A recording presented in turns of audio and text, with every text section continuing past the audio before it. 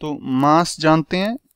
अब मास क्या चीज होती है, पिछले चैप्टर में हमने पढ़ा था कि जो मास है वो किसी ऑब्जेक्ट के जो इनर्शिया है कितना उसमें, उसका मेजर होता है कि, और जो ज्यादा भारी चीज होती हैं उनका उतना ही, जिनका अगर किसी चीज का मास ज्यादा है तो उसका इनर्शिया भी ज्यादा होगा।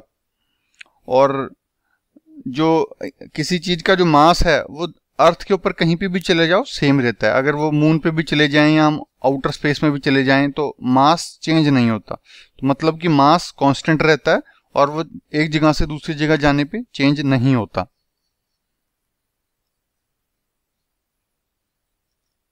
तो वेट देखते हैं क्या है, क्या होता है। हमें पता है कि अर्थ अट्रैक्ट करती है जो सारी ऑब्जेक्ट्स को अपनी तरफ। तो ये जो फोर्स ऑफ अट्रैक्शन है वो डिपेंड करती है उस ऑब्जेक्ट का मास कितना है, और अर्थ की जो एक्सेलरेशन ड्यू टू ग्रेविटी है उस पे डिपेंड करती है। तो हमें पता है कि जो फोर्स होती है वो मास इंटू एक्सेलरेशन होता है। एक्सेलरेशन को हमने ग्रेविटी में चेंज किया था पहले, तो force is equal to mass into gravity. तो जो फोर्स ऑफ अट्रैक्शन है किसी ऑब्जेक्ट के ऊपर, अर्थ की फोर्स ऑफ अट्रैक्शन किसी ऑब्जेक्ट पे जो होती है उसको हम वेट कहते हैं उस ऑब्जेक्ट का। और वेट को हम डिनोट करते हैं कैपिटल W से। तो इस फोर्स को हम ये लिख सकते हैं W is equal to mass into acceleration due to gravity mg। W is equal to mg। और इतनी ये जो फोर्स है, इस फोर्स से उस ऑब्जेक्ट को धरती अपने सेंटर की तरफ खींचती है। जो SI यूनिट है वेट का वो सेम है जो फोर्स का यूनिट है, न्यूटन। और ये वर्टिकली डाउनवर्ड्स फोर्स एक्ट करती है, मतलब कि नीचे की तरफ, अर्थ के सेंटर की तरफ। और इसका जो मैग्नीट्यूड और डायरेक्शन है वो सेम है वेट का, जो downward force acceleration due to gravity की डायरेक्शन में।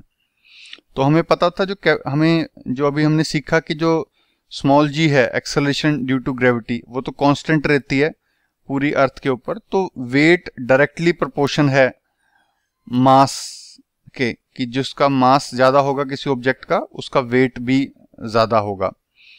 तो क्योंकि मास तो चेंज नहीं होता जहां मर्जी चले जाओ, लेकिन जो वेट है वो ग्रेविटी पे डिपेंड भी करता है और चेंज हो सकता है। अगर हम मून पे चले जाएंगे तो मास तो सब्जेक्ट का सेम रहेगा, लेकिन मून पे जी चेंज हो जाएगा, क्योंकि अर्थ का ये तो acceleration due to gravity of earth है। मून पे जी चेंज हो जाएगा तो ऑब्जेक्ट का वेट भी चेंज हो जाएगा।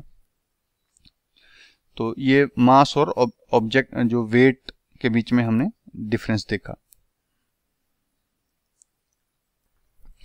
अब एक किसी ऑब्जेक्ट का हम मून पे वेट देखते हैं कैसे होगा। जो हमने देखा कि अर्थ के ऊपर जो फोर्स है, जो ग्रेविटेशनल फोर्स है वो अट्रैक्ट करती है ऑब्जेक्ट को, ऐसे ही मून के ऊपर भी मून की ग्रेविटेशनल फोर्स अट्रैक्ट करती है चीज़ों को मून की तरफ। तो लेकिन मून पे जो ग्रेविटेशनल फोर्स है वो धरती से काफ़ी कम है। तो अगर कोई ऑब्जेक्ट का मास m है तो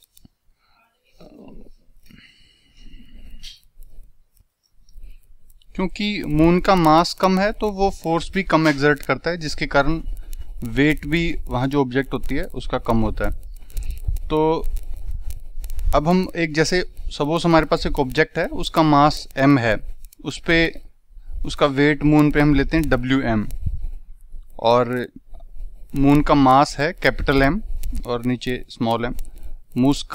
मून का रेडियस है सपोज Rm। तो जो यूनिवर्सल लॉ ऑफ ग्रेविटेशन है वो अगर इस पे लगाते हैं तो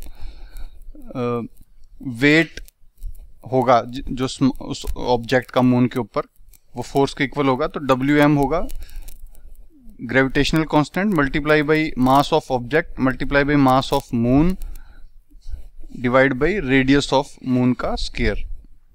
अगर अर्थ के ऊपर सेम ऑब्जेक्ट है तो उसका वेट होगा, ये अर्थ के ऊपर उसका weight We is equal to gravitational constant mass of earth multiply by mass of object divide by earth का रेडियस। तो हमें अर्थ का रेडियस और मून का रेडियस पता है और अर्थ का मास और मून का मास पता है, तो जब इक्वेशन में हम डालेंगे तो हमारे पास सिंप्लीफाई होके वेट ऑफ ऑब्जेक्ट आ जाएगा 2.4 × 31 × 10⁻10 g मल्टीप्लाई बाई m, और अर्थ पे भी वेट आ जाएगा उसी ऑब्जेक्ट का, इसमें भी g और m है, प्लस 1.474 × 10⁻11। अब हम अगर इनकी रेशियो लें कि वेट उस ऑब्जेक्ट का मून पे कितना वेट है और उसकी अर्थ पे जो वेट है उसका रेशियो लेंगे, तो इस रेशियो को जब सिंप्लीफाई करेंगे तो 1:6 आएगी। मतलब उसका मून पे ऑब्जेक्ट डिवाइड बाई अर्थ पे जो ऑब्जेक्ट है उसका वो 1/6 है। मतलब मून के ऊपर 6 गुना कम वेट होगा उस ऑब्जेक्ट का, यानी इसका उल्टा बोलें तो धरती पे उस ऑब्जेक्ट का 6 गुना ज़्यादा वजन होगा मून से। तो एक आगे एग्जाम्पल भी देखते हैं कि अगर मास किसी ऑब्जेक्ट का 10 kg है तो उसका वेट निकालना है हमें अर्थ पे। तो m है 10 kg, acceleration due to gravity हमें पता है g 9.8 मीटर पर सेकेंड, तो वेट होता है mg। तो 10 मल्टीप्लाई बाई 9.8 98 न्यूटन आ गया उसका अर्थ के ऊपर वजन। तो एक और एग्जांपल दे रखी है, इसमें वेट दे रखा है करीबन ऑब्जेक्ट का हमें 10 न्यूटन, वो सरफेस ऑफ अर्थ के ऊपर, तो उसका वेट हमें मून की सरफेस पे निकालना है।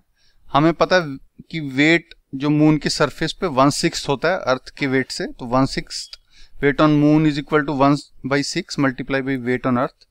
तो वेट ऑन अर्थ 10 न्यूटन है, डिवाइड बाई 6 निकालेंगे तो 1.67 न्यूटन उस ऑब्जेक्ट का वेट मून पे होगा।